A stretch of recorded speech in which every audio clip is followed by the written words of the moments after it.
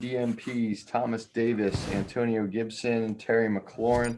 2 limited, Kevin Pierre-Louis and Alex Smith.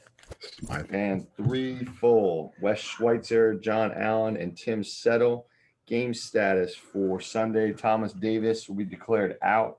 Gibson, McLaurin, Pierre-Louis, and Smith will all be listed as questionable. Schweitzer, Allen, and Settle are off the report. With that, we can open it up.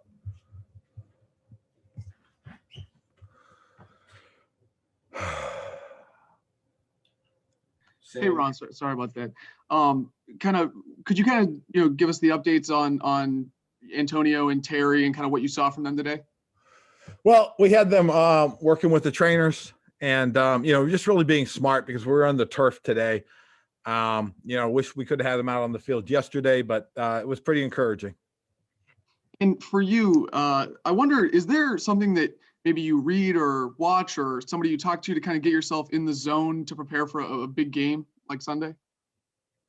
Not necessarily. I mean, I believe I have a feel and understanding of, what these games mean, what each one, what their value is. And obviously this is about as big as it gets for us. This is the biggest game we will play this year. That's for darn sure. So I'm pretty excited about it, and we'll see how things go. Thank you. Pete, if Pete's not on, Matt Paris. Aside from waiting to see how Alex feels tomorrow, I mean, do you think this could be a decision that leads up to kickoff, or do you maybe think you'll know by tomorrow how he's trending towards playing? Well, we'll see. Again, guys, I always tell you, every time a guy has a certain amount of work, you always got to wait till the next day, and you really can't tell until the next day. You see how sore he is, or there was no soreness, or something else happened, or it's just the way it is, and a player's health is important, and so to make a determination, today or first thing tomorrow, that's that you got to be careful with that stuff. So we always like to make sure we have a good feel after a guy has a little bit of work. And from what you've seen from Lamar Miller, do you think he could be a contributor, or do you envision more as just a safety option while you still keep your 3 running backs going? Oh, no, I think he can be a contributor. I mean, this young man that looked good, had a good day of practice. He's learning more and more. And if we had to have him up, I would have no issues. He's a smart young football player who's played some good football in his time already. With Alex, he came back out of yesterday just feeling okay. Came out of yesterday feeling pretty good. And again, he had a good day today. He took the reps that were assigned for him today in a limited fashion, and we'll see how he is tomorrow. And then with a guy like Thomas Davis, this could obviously be his last game possibly if you guys don't win. Just how disappointing is it for him that if he retires, he won't be able to play? And then how have you seen him kind of handle this reserve role this year? I thought he's handled it well. It's been tough because he wants to play a lot. He's a very prideful guy. He's a tremendous football player. He's had a tremendous career, and it's always tough to go out this way. And I feel for him just because I know he wants to play and be out there with the guys. And unfortunately, it's been tough on him. Thanks. Mike Phillips, if not, John Kine. All right, well, I guess I'll hop in. Ron, with Alex, did you see improvement today, or was it about the same? And I don't mean that to say it wasn't bad or good, but was there actual improvement, or just was it a good sign that maybe it was the same as it was yesterday? I thought he had a good day of work today. He moved around well, threw the ball well, and tomorrow will be the indicator. And then for you, can you see the benefits of your the way you want to coach on the field, the way you want to jump into groups and all that? Could you see the tangible benefits of you being able to do that again compared to earlier in the year when you maybe didn't have the energy to do that?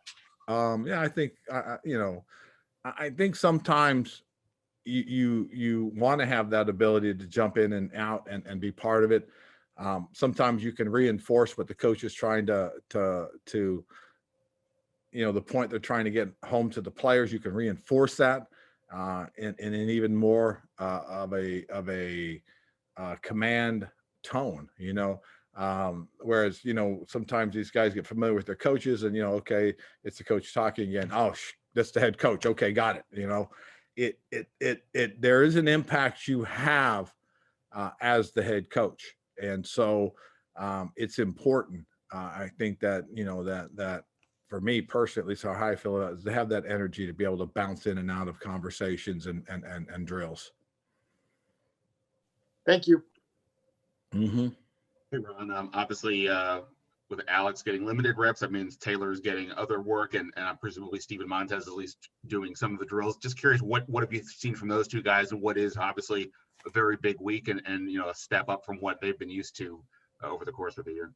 Well, it's been good. It's been good to watch everybody work, for that matter. And when Taylor comes in and he takes those reps, and for the most part, they're stuff that we feel he's really good at that would help us. And so again, I thought Scotty did a nice job in terms of scripting, to make sure these guys got specific plays at specific times. So today was our situational football day, and each guy got opportunities to do something during those periods, and I think that's important. And I know, like at the beginning of the year, when you arrived, you talked about, in terms of any long-term contact with players, you want to get a sense of who these guys are before you commit to anything. You've been around Chase Ray now over the course of this year. I'm just sort of curious, what have you learned from him? And then like sort of specifically with this week where he's obviously directly working with these quarterbacks and may have to on Sunday. Well, he's a good football player, and that's probably the biggest thing I've learned about who he is. He's smart. He understands the game. He's done a nice job for us. Thanks. JP's not on. Nikki. I'm all set. Thanks, Sean. Nikki. Oh, JP's all set. Hi, Ron. I got stuff. Hi, Ron. Do you plan on filling that vacant roster spot from Dwayne before this game? And are you able to say who? Yeah, we will. And we're gonna elevate Steven Montez. Rhiannon. Hi, Ron. Back when you guys were looking at who to bring in for a quarantine quarterback, I'm almost curious, what made Taylor Heinicke the right guy? I'm sure that you and Scott have worked with other quarterbacks in your past, and maybe there's some other people you could have called, but what made him the right choice to bring in and maybe possibly feel comfortable with anything like this possibly happening down the line? Well, just because he'd been in the system and two other occasions, and watching him interact, in the classroom was always important. It's like, why I thought Kyle Allen was important to us, because I watched him interact in the classroom with the other quarterbacks that were there. And Taylor did the same thing. I mean, you want the right kind of guys who are going to come in, they're going to be open, they're going to work with each other, they're going to help each other out. You don't want to have anybody left behind. And I just thought that, having the right kind of personalities is just as important as it is having a guy that's a good player, and so Taylor was the right kind of guy for us. Now, speaking of personality, obviously we haven't had a chance to interact with him because of COVID, get in the locker room and just meet him. But one of the things that resonated with me is when Chase Young said, the story about him saying, like, I got this. I am curious how important is it for you guys as a coach to have a guy that is obviously not necessarily maybe a starter long-term in this league. And I don't want to say this rudely, but just somebody that may come in a backup role or something along those lines, having that kind of confidence in themselves, or maybe even teetering on cockiness that they can handle it. That's exactly what you need, especially in that position, Rihanna. At least I believe that, Ree. And the reason I believe that is because, first of all, you're not going to get a lot of reps. And so you have to have a certain amount of confidence in your abilities. And, it gives you confidence. You're comfortable as a coach. That's what we had for 7 seasons with Derek Anderson in Carolina, was we had a guy that knew the system, who didn't need reps.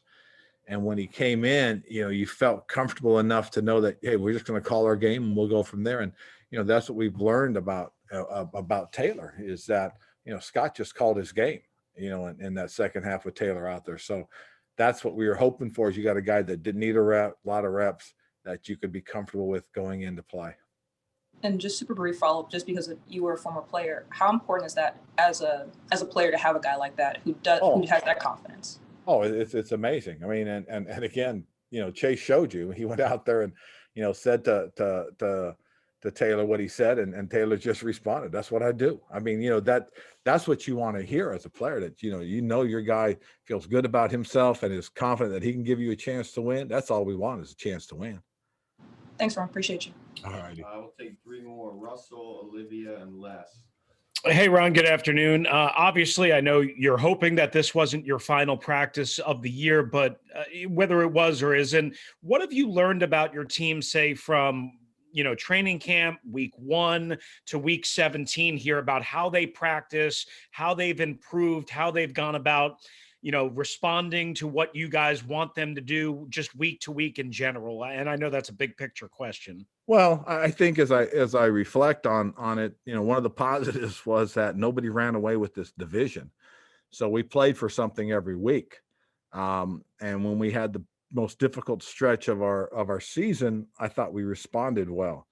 I appreciate the fact that we kept ourselves in every game, not every game, but mostly every game. We kept ourselves within a score and gave ourselves a chance to win. That I think is important, that you're resilient, that you're going to fight to the end. Do I want us to start faster? I most certainly do. And believe me, there's a lot of things that I've gone through my mind trying to get that clicked in. But again, we are, this is who we are, and this is the way we do things. And I appreciate that. I really do. And it's interesting, because I know one of the questions I've gotten early on is what's the character of this club? What's the hallmark? I honestly, I couldn't tell you that, other than I think truly are a resilient bunch. But I'm sorry, do you see those traits like translating in practice, like over the course of the year, and practice leading into games and everything else? Or is it not that? I think the thing that has helped us is just the fact that every game has been relevant. Every game has been important. And so we prepare that way, and we focus that way. And every practice is an opportunity to get better. Every practice is an opportunity to learn. Those are the things, the mantras that we as coaches continue with our players, is that it's important that we have a chance to grow, we have a chance to get better, a chance to focus on us, because it's important. And I think when there's that prize still in front of you, it keeps driving you to continue to perform and prepare. Thank you, Ron. Mm-hmm. Hey, Ron, Happy New Year. This team went through a lot in 2020. You personally went through a lot. What are your hopes? What are you looking to change? What goals have you set for yourself and this team in the new year? Everything's easy. I really haven't, to be honest with you. The only thing I've kind of thought about was this game, and taking this game one at a time and see what happens. And then we'll go from there. I mean, I really have. I mean, I put a lot of emphasis on how important this game is. I put a lot of emphasis on, us taking care of us, knowing our jobs, our assignments, understanding how to perform. That's the only thing I really talked about.